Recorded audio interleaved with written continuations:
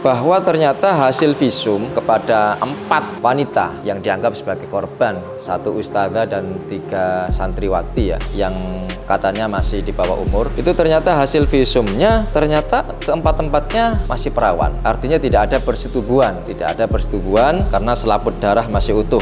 Sebenarnya masalah ini adalah masalah keluarga. Kabarnya istri dari Gus Fahim itu merasa tidak diperlakukan dengan baik oleh Gus Fahim, kemudian ada kecemburuan yang mungkin dianggap berlebihan ya. Kiai saya, Kiai Fahim, tidak pernah dicabuli demi Allah di depan hakim. Empat-empatnya hadir, termasuk Syarifah Nabila gitu, waktu di pra-peradilan. Nah, lalu kan nggak bisa saya hadir kan usia 16 tahun, 17 tahun, 19 tahun. Mungkin hakim menguji siapa yang maksa. Polwan Pak Hakim, yang mulia. Apa itu polwan? Polisi wanita. Nah, di sini ada ini polisi wanita. Ada enggak yang maksa kamu ada di sini enggak? Ditunjuk langsung. Itu yang maksa saya, Pak Hakim. Leter polwan kan.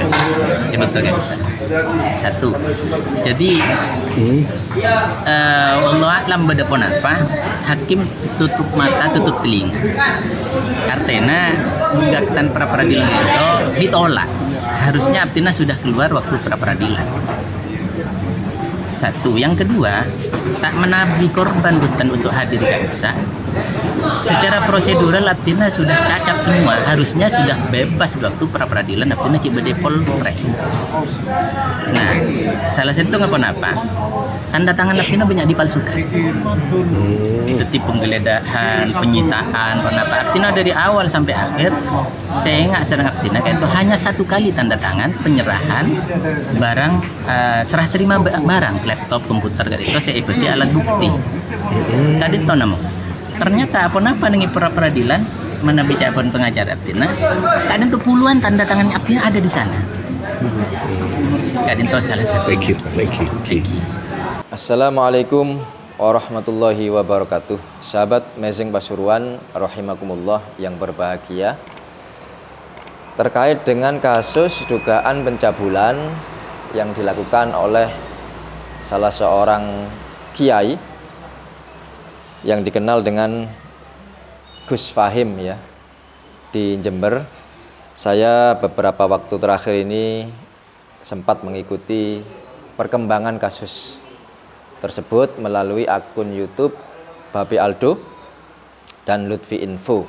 Anda bisa mengunjungi akun tersebut ya, karena 2 orang tersebut, Babi Aldo dan Mas Lutfi, itu yang selama ini dari awal terus mengawal, mendampingi Gus Fahim dari awal kasus sampai persidangan yang terakhir beberapa hari kemarin ini ya. Entah sidang keberapa, tapi yang jelas ada fakta-fakta yang perlu kita ketahui bersama ya. Bukan dalam rangka untuk membela siapapun yang salah, siapapun ya. Kalau memang nanti divonis bersalah terbukti dengan persidangan yang fair, terbuka, jujur, memang terbukti ada pencabulan, ya harus kita katakan pencabulan dan harus dihukum sesuai dengan hukum yang berlaku. Berapa lama, berapa tahun, mungkin bisa di atas 5 tahun, ancamannya bisa 10 tahun atau lebih dari 10 tahun ya.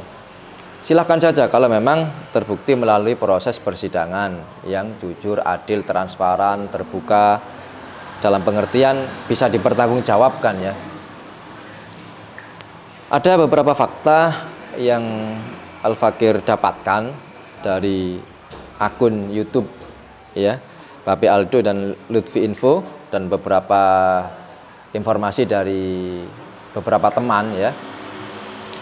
Pertama, bahwa ternyata hasil visum kepada 4 wanita yang dianggap sebagai korban, 1 ustazah dan 3 santriwati ya, yang katanya masih di bawah umur, itu ternyata hasil visumnya ternyata keempat-empatnya masih perawan. Artinya tidak ada persetubuhan karena selaput darah masih utuh. Kemudian ada lagi fakta yang menarik bahwa 4 wanita tadi yang dianggap sebagai korban, ternyata keempat-empatnya mengaku tidak pernah dicabuli. Nah, ini fakta yang bisa Anda lihat ya, bisa Anda lihat. Silakan Anda buka channel YouTube ya. Di Benteng Akidah juga ada di akunnya Gus Fahim ya. Mengaku tidak pernah dicabuli. Bahkan yang menarik, keempat korban ini saat ini membela Gus Fahim. Nah, ini fakta ya, ini fakta. Justru korban membela yang dianggap sebagai tersangka, terdakwa.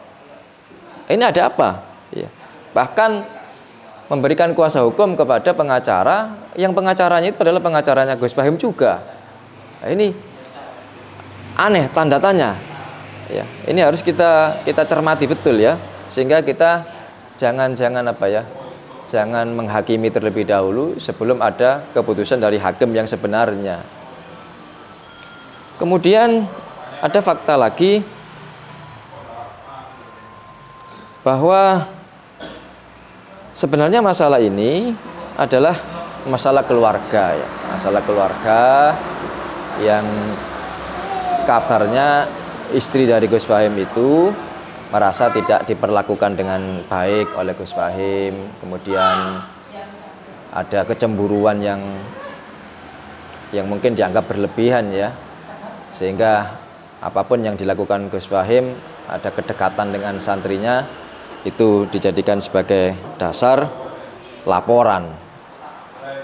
Nah, tentunya polisi pasti kan punya dasar menetapkan tersangka itu. Cuma kita belum tahu apa dasar yang sebenarnya. Kok ternyata ada fakta-fakta yang menarik seperti ini ya.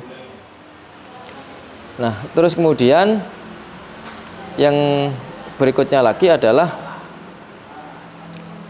ada isu bahwasanya ustadzah yang katanya menjadi korban pencabulan itu dinikahi, tapi pernikahannya tidak menurut pernikahan yang semestinya, yaitu nikah Daud. Nikah Daud, imam mengikuti Imam Daud Az-Zahiri ya, tanpa wali, tanpa saksi. Ini tentu sudah menyimpang ya, kalau memang itu betul. Ini menyimpang dari koridor Ahlussunnah wal Jamaah. Tapi tidak bisa dikatakan sebagai pencabulan ya, karena ada pernikahan, cuma pernikahannya yang menyimpang. Nah, kalau misalkan itu ditarik kepada pasal pencabulan, tentu faktanya harus betul-betul disampaikan secara fair ya, karena tadi tidak merasa dicabuli, selaput darah masih utuh, kemudian mereka korban berada di pihak membela Gus Fahim. Ya, ini patut dicermati. Kalau memang itu dianggap pencabulan, nikahnya dianggap tidak sah, kemudian perbuatan apapun yang dilakukan Gus Fahim dianggap pencabulan, tapi fakta tadi itu harus kita cermati. Kenapa bisa terjadi seperti itu? Nah, terus kemudian yang terakhir, Al-Fakir juga mendapatkan informasi yang tentu harus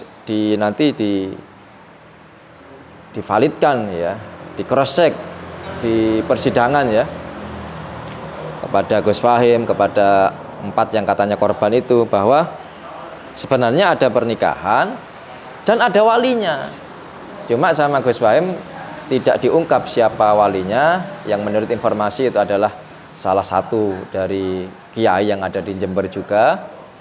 Tapi beliau tidak berkenan untuk dipublikasikan, tidak mau dijadikan saksi di dalam persidangan ya.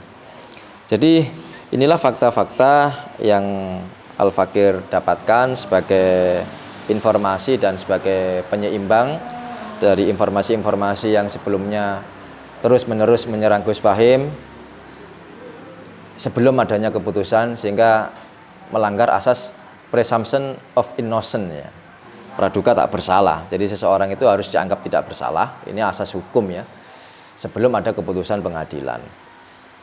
Nah, inilah sahabat Messing Pasuruan, kita tunggu informasi perkembangan berikutnya, hasil dari sidang nanti, keputusan ingkrahnya seperti apa, karena setelah sidang di pengadilan negeri, kalaupun ada keputusan, mungkin nanti masih ada proses banding, kasasi dan sebagainya ya, dan seterusnya sampai mungkin peninjauan kembali, sehingga sepertinya masih panjang kasus ini. kita jangan terburu-buru untuk memberikan vonis. Apakah vonis dianggap beliau ini, Gus Fahim, dianggap mencabuli santrinya, padahal belum ada keputusan dari hakim yang sebenarnya yang bersifat inkrah. Begitu juga sebaliknya, kita juga tidak bisa kemudian menganggap Gus Fahim bersih, tidak ada pencabulan, tidak ada pernikahan Daud dan sebagainya. Sama-sama kita tunggu saja, jangan kemudian mendahului, jangan offset ya, jangan offset. Kita tunggu saja keputusan dari sidang yang sekarang sedang berjalan, entah sidang keberapa. Silakan Anda bisa menyimak perkembangan kasus ini di channelnya Gus Fahim sendiri. Ada beberapa yang ditayangkan, saya lihat. Kemudian yang paling intens ya di channelnya Babe Aldo dan juga Lutfi Info. Baik, sahabat Amazing Pasuruan, kita berharap agar yang paling penting adalah harapan kita persidangannya berjalan dengan lancar, dengan baik, transparan, dalam pengertian bertanggung jawab ya, bisa dipertanggungjawabkan. Karena kasusnya memang kasus seperti ini biasanya ada sidang-sidang yang bersifat tertutup ya. Tapi kita ingin adalah sidang yang adil, bertanggung jawab, bisa diketahui fakta yang sebenarnya oleh publik, bisa dipertanggungjawabkan kepada publik, sehingga jangan sampai nanti terkesan ada yang ditutup-tutupi, kemudian ada terkesan kriminalisasi kepada pengasuh pondok pesantren yang selama ini kita tahu lah ya, Gus Fahim bagaimana kiprahnya di akun YouTube-nya, banyak musuhnya, berani mengkritik dan sebagainya. Mudah-mudahan kita berharap nanti hasil sidangnya adalah hasil yang memang sesuai dengan fakta yang terjadi. Demikian, kurang lebihnya mohon maaf. Wa akhiran wala faminkum. Wassalamualaikum warahmatullahi wabarakatuh.